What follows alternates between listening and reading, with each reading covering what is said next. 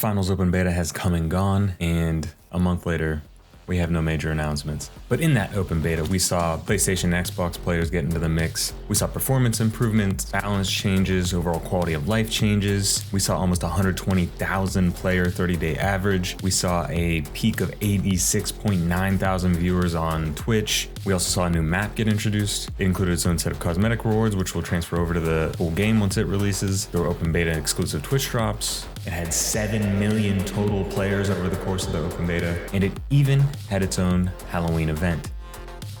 But is the finals open beta a bad sign? Look, I know I just mentioned a bunch of really positive things, and there are a lot of good things to say about the finals as a game and the open beta. But now that we've passed that open beta stage of the game, there's a lot to consider with the pending release of the finals and everything that's going to come with that. With that pending release, there's a handful of things I want to focus on. Starting off, competition, other games in the space. Then we have the Nexon of it all. I know Steam says it's published and developed by Embark, but we're going to get into that. Then content. What does the finals need to bring to the table in that aspect as a live service game? We know we've seen a lot of issues in that industry this year. What does the finals need to do it differently? And then along with that content comes the gameplay. Is it tight enough? Does it need more time to cook? So we're going to touch on all those factors as well as release rumors. What is the best time for the finals to drop? I know. I've seen some of you say right now already, just give it to me. I think you're wrong though. And by the end of this video, you're going to agree with me. But speaking of release, and one of the biggest things that can affect that, competition. What's the major competition for the finals in the space? Obviously, you can't talk first-person shooter without talking Call of Duty. New game just released, albeit a little rocky, but COD fans are going to be COD fans. Sounds like that every year. As far as I'm seeing, it's still selling well. People are still playing the game. Fortnite just had OG. That's going to end. New season of that drops. Is there a lot of crossover between Fortnite and finals? Probably not as much as Apex Legends. That's in the middle of the season. If the game dropped tomorrow, you'd probably see a lot of Apex people moving over and getting involved. Those are the major players already in the space. As far as other new releases, I don't think there's anything pending that would interfere with the finals. I don't think there's definitely nothing like it out there. I've seen enough of you say that, and I totally agree. The only other major pending first-person shooter I can even think of is X-Defiant, and they had a rocky situation with clearance on consoles, I believe, so they had to go back to the drawing board. They had to give that more time. And again, that's more of a 5v5 traditional Call of Duty style. I don't think that being a new version of that style of game is going to take people away from the finals, which is really different pace, setting, style of game. So this is end of November. That's where we're at with all of those games. The finals isn't going to come out tomorrow, thankfully.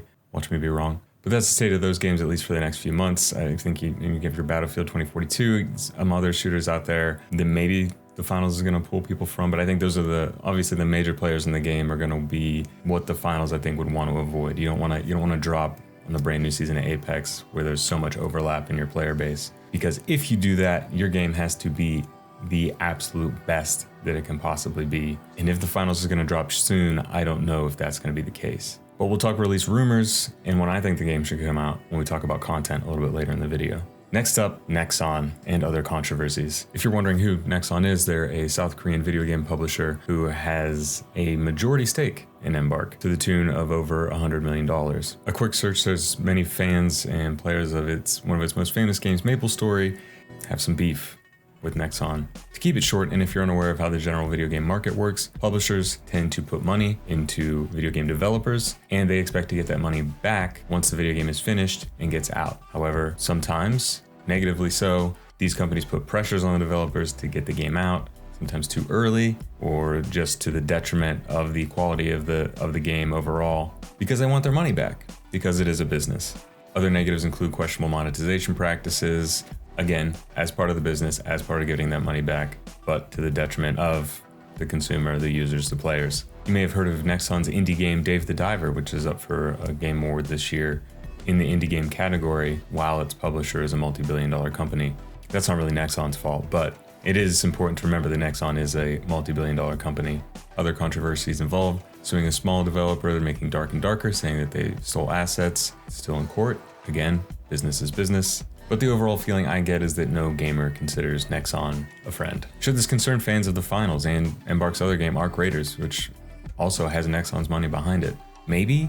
From everything I've read, it seems like Embark is getting their fair say in the development of these games. Both of those games have been in development for a while. The finals is actually coming along quicker, so it skipped ahead as far as release date. And I think there's a reason Nexon isn't listed as publisher while having so much money in this company. And I think part of that is Embark getting their fair say about how long the development of this game will take and when it's actually going to be done. But something tells me that Nexon money is only going to last for so long. We're not coming up on 4 years since they took that majority stake in Embark. Thankfully, the finals is where it's at because I don't think it needs much longer, but I wouldn't be surprised if they're feeling some pressure from Nexon to release soon. And the game's not without its own controversies. Got some lovely articles here PC Gamer put together. And while yes, I feel like this finals is a very sweaty and competitive game, you're hard pressed to find a shooter that's not, especially in ranked modes. So I don't really feel the need to focus on that, but in connection with what we were just talking about with Nexon, I do want to focus on the inclusion of AI voices with the announcers and characters in the finals. This realization came about during the open beta, but at least some of the voices were included in the closed beta. The very generic sounding white guy was something I recognized almost immediately when playing closed beta 2. Oh, a new vault! This is going to get very interesting very fast. I did keep my comments to a minimum because I didn't want to offend a voice actor and thought maybe it's a placeholder. But I think in fact the placeholders from the alpha and closed beta 1 might have been better. Unlimited potential for our match as the Boundless are opening a vault. The short of it is they're not good. It doesn't sound good. They're fortunate in that it's very easy to miss these voices. If you're focused on playing the finals, there's a lot going on. It's full of action. You're probably not hearing a lot of what the announcers are saying. A lot of the times their commentary is a few seconds after what happened. It's not exactly in line, so it's not giving you a lot of information that you need, that you're not getting with your eyes and ears. But do they need AI to do that? And they defended the choice, saying that this is a futuristic game, the use of AI voices fits in here, which isn't totally wrong. But then they have this video, one of their main YouTube videos called Capturing Authentic Sound, which is about getting very accurate gun sounds in the game, which I think it's important for a first-person shooter. It's nice to feel like the gun sounds like it should feel, like you've heard it in movies or TV shows. But why don't we want the announcers to sound authentic? Their other defenses for the choice of AI voices have fallen flat with rebuttals from actual voice actors that say turnaround times and recording ability, especially in this day and age, is not really a concern. And being somebody well versed in recording video and audio, the argument's pretty flimsy. I think with a game like this, it has its own mascot, has its own companies, it doesn't necessarily have a face. I think the announcers could have been that. And I think even amateur voice actors would be able to get the inflection right on an excited announcer type voice line. But will the finals hire new announcers? I don't know. Is it a reason to boycott the game? No. Is it a possible reason for concern? Maybe. Let's hope they don't leave anything else up to AI that might be a little bit more important.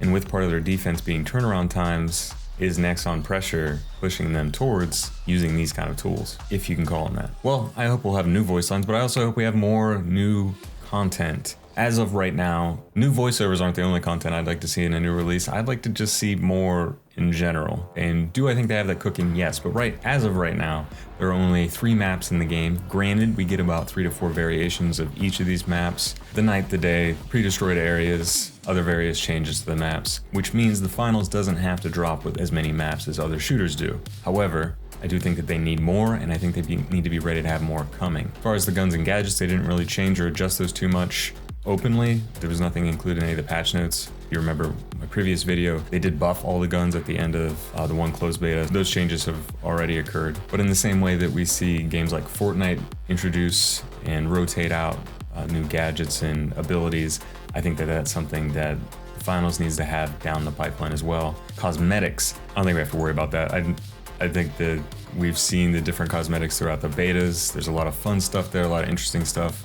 Off the bat reminded me of another live service game that shut down earlier this year, Rumbleverse, and the ability to customize your character, shoes, pants, accessories, shirt, hat, gloves. That's a place where the monetization could get a little predatory, could get a little weird. That's going to be something they have to nail from the get-go, or risk losing people. And as far as maps go, I didn't get to play the brand new one very much. I will say I don't harp on reusing assets, but it did almost feel like a combination of the practice area and then the 2 other maps put on another map. Correct me if I'm wrong on that one down in the comments. So I would like to see a 4th map that's completely different and has its own things going on release, and I think they have to have another map ready to go next 3 months. Another thing that they can regularly add are new variations. You know, they have the laser targeting, the meteor shower, low gravity, extra points for kills. Adding new stuff like that could help make the current maps feel fresh by changing them. And there's the destruction aspect, which is always going to make these maps feel varied and changing and rarely the same between one game to the next. What good is all that content if the game doesn't run that well? While the subreddit is now mostly highlight videos and people wondering when the game is coming out, during the beta, there was still a lot of people talking about hit reg issues, server connection issues, still seeing a lot of disconnects. Also might have seen that Embark tried to launch Oceanic servers, which usually service Australia region. It didn't work. They rolled it back almost as soon as they did it. Can they test for that internally? Is it something maybe they just figure out as the game comes out, maybe lose that player base there? I don't know. Do we see another open beta? I think we should. I think it would be nice. I don't know if they've got that kind of time. I did notice a performance boost in the open beta, but I did manage to score a processor upgrade in between. So I'm not sure how much of it came from that, but I think overall people seem to be saying the game was running smoother, running better. I didn't hear a lot of complaints from Xbox and PlayStation users. One of the biggest issues that the finals faces is that all the destruction is handled server side. So it's always, you know, that communication back and forth between the player and the server and other players. And everybody's on different systems and everybody's on different connections. So that's just part of modern gaming. But it is on Embark to make sure that that works as well as it can, as often as it can, which needs to be as close to all of the time as it can be. I think disconnects feel bad in any game, but in the finals where it is so crucial that you have 3 people or you're done.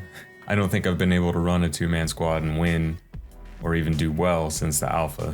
And I did still see a handful of comments about hit reg and latency issues and response times. Shooter that's as fast paced as this game, it's important, super important that it feels as smooth as possible, as often as possible. And I think if multiple people are still noticing issues like that, then the finals really needs more time to be the best game it can be and really launch in the best state as it can. But when might that be? It was supposed to be this year in 2023. That was an initial release date that was listed. It has been TBA on Steam for a long time. Same with Arc Raiders.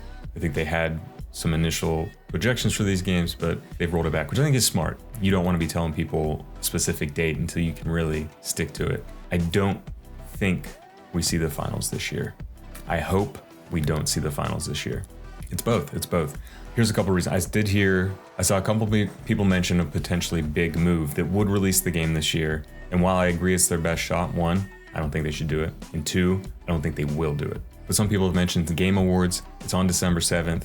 The Game Awards always includes trailers for upcoming, soon to release games, and sometimes announcements for big titles. The finals could have a spot there, and it could drop that day, right after, at midnight, the next day, the Friday. This is terrible timing to release a game. And there's a big reason you don't see a lot of games release in December, and certainly not live service games. While the finals had an alpha, 2 closed betas, and an open beta, you still cannot really predict what's going to happen when your game releases.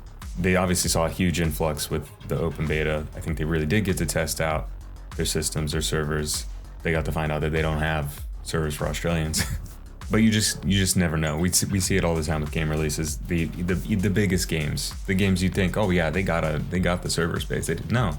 So it's just too unpredictable. And it's the beginning of December.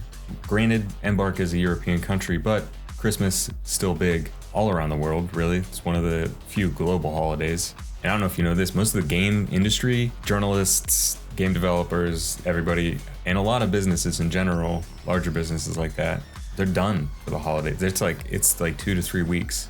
They're done. It's it. There's nothing. Everybody's on break.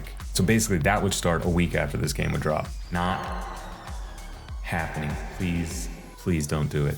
And while that would be the best place for them to announce right now if they gotta do it, we've also seen no other build-up, no other advertising. Even if they were gonna do it at the Game Awards, you'd be seeing trailers, I think, start. You know, I mentioned Rumbleverse earlier. One of the biggest things I learned from that is that your publisher has got to give you the money for advertising. People got to know about the game. I believe I initially said that after the open beta, they would launch. So do we see another open beta? I really don't think so. As much as I think that they should. If they can, they should. But I don't think so. If you've ever play tested games before, typically open beta is about your last stage and you don't typically see more than one. You can think about your typical Call of Duty release. They got a closed weekend for PC, they got a closed weekend for consoles, they got an open weekend for everybody, and then the game comes out. That's a very condensed timeline of how a lot of games do it. If not with the Game Awards, if not this year, when we getting this game out? When it comes to the competition I mentioned earlier and just the beginning of the year in general for games, it can be a little quiet. So could we see a January, February release? I think that's a lot more likely than December. We see the game first quarter next year. That's January, February, March, guaranteed, unless something goes wrong. So just taking a quick look at Wikipedia, January, not a lot of huge games coming out. Tekken 8, Like a Dragon, Infinite Wealth, Last of Us Part 2 remastered. But then February, it's got a lot going on in general. Even if it's not first-person shooters, February looks like a packed month. And you might say, you know, no other first-person shooters releasing that same month would really matter. On one hand, no, but just on the other hand of the general noise of things, you might get passed up because there's just too much other stuff to talk about. You want to make sure the eyes and the ears are there and available. So I think January is the most likely right now. March, also currently looking pretty light. Dragon's Dogma 2, that's all I really see. Oh, Princess Peach Showtime. Could give the finals a run for its money. March is if they really get to cook. I don't think they have that much time. So it depends on when they get back from their holiday break. Do they want to drop a game as the minute they get back? Probably not. So maybe a late January release is the most likely thing right now. It's the earliest I would like to see the game drop. At a certain point, you just got to get the game out, and I feel like that pressure is likely already there.